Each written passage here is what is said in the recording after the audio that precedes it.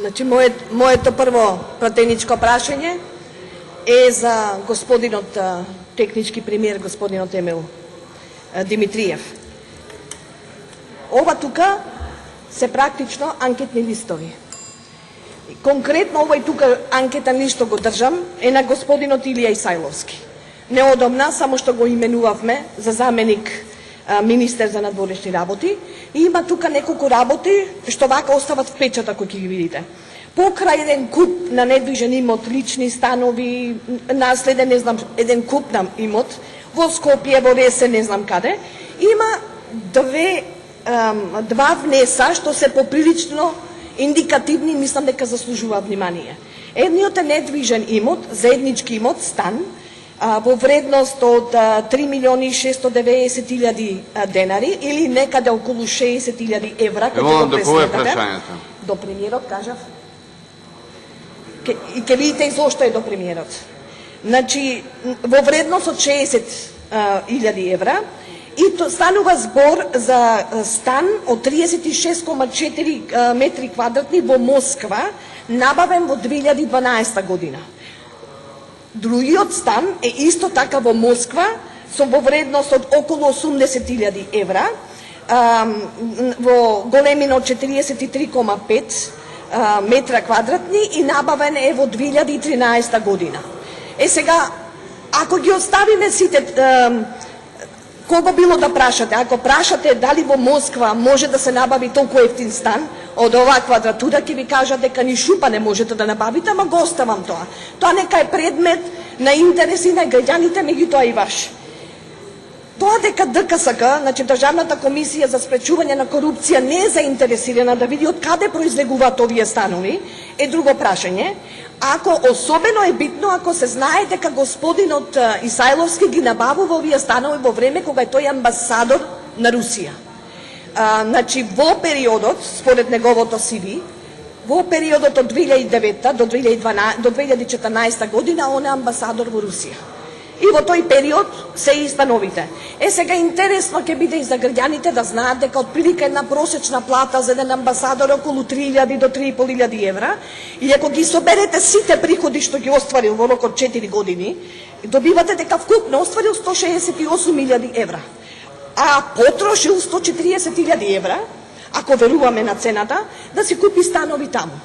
Сега приказната малку оди на прв поглед изгледа дека окей, што да правим има. Меѓутоа не е толку наивно. Зошто?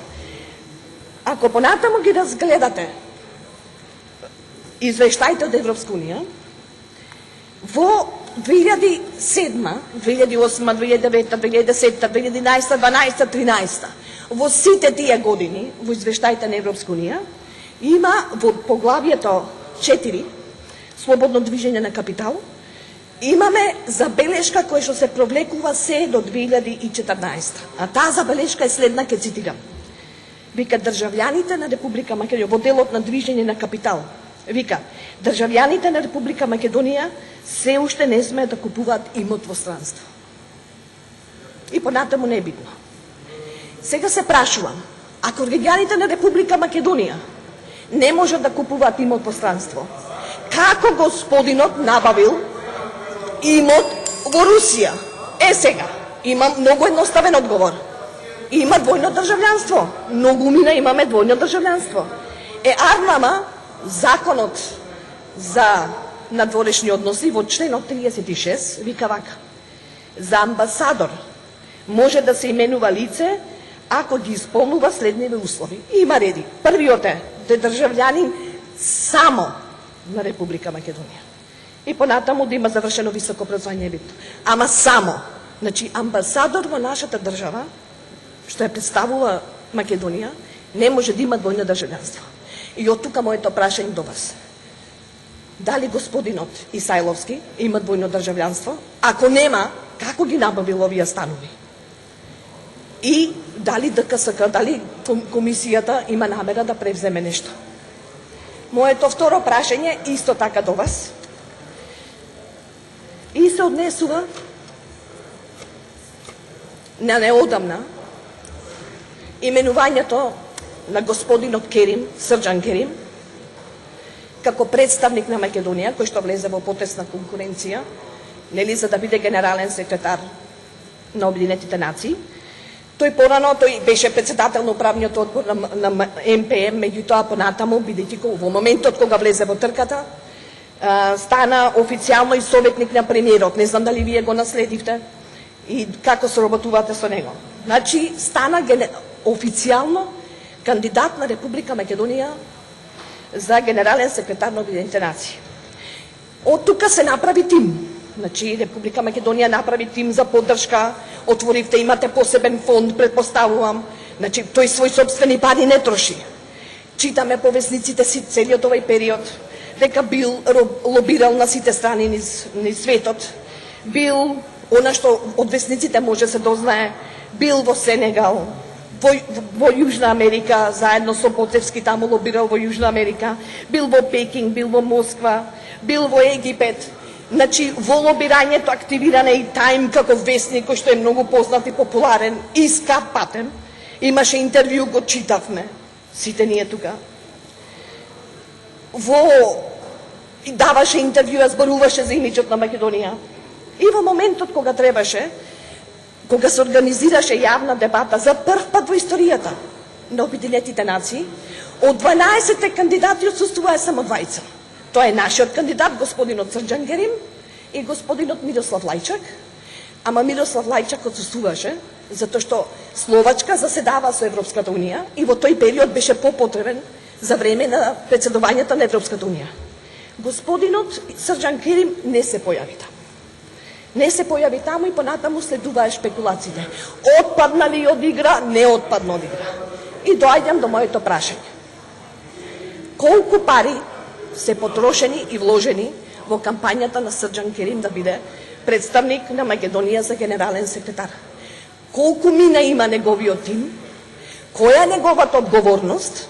Како е возможно да не се појави на една јавна дебата, а при тоа на негово место да го испрати нашиот амбасадор во Њу Јорк, господинот Васко Андоновски, и сега ќе читам овај цитат од весниците, и вика, да го оправда господинот, Васко Андоновски вика вака: како кандидат за позицијата генерален секретар на Обединетите нации, сакам да изразам жалење што не можам да учествувам во дебатата со другите кандидати.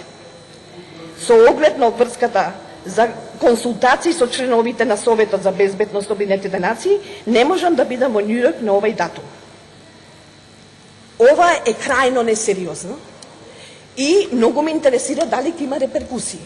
Дали во моментот кога земавте бизнисмен да го представувате како генерален секретар, да го понудите како кандидат нова држава, склучите некаков договор со него, особено ако знаеме практиката на вештината на ставање 750.000 евра во шише. Исто така, ако се знае дека господинот Керим е познат по неговиот екстравагантен вкус. Во сите овие држави каде што патува, троши државни пари. И сметам дека е многу корисно ако одговорите точно колку пари се ставени во таа функција, и дури сметам дека ќе биде многу корисно за јавноста ако побарате Државниот завод за ревизија да направи ревизија токму на овие средства што се потрошени за господинот Керим. Благодарам.